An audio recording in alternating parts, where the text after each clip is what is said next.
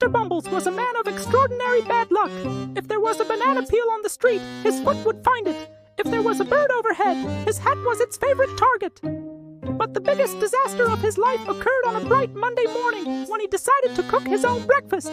Mr. Bumbles was no chef.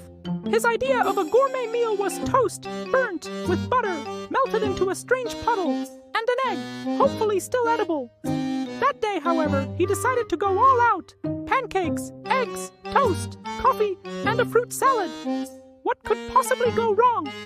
First, he cracked an egg, but somehow it landed on his head instead of the frying pan. No problem, he thought. He reached for a towel, but in doing so, knocked the milk carton over, which spilled onto the cat.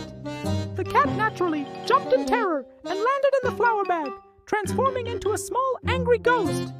Determined to press on, Mr. Bumbles lit the stove, except he forgot that he had left his oven mitts on the burner. Within seconds, they were on fire, and in his panic, he grabbed the nearest thing to put out the flames, a bottle of olive oil. You can guess what happened next.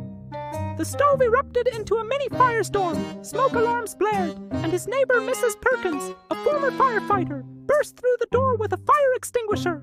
By the time the flames were out, Mr. Bumbles stood in the middle of his kitchen, covered in flour, egg, and regret. As he surveyed the chaos, Mrs. Perkins patted his shoulder and said, "Maybe just stick to cereal next time." And thus, Mr. Bumbles' dream of being a chef ended in one big, hilarious disaster.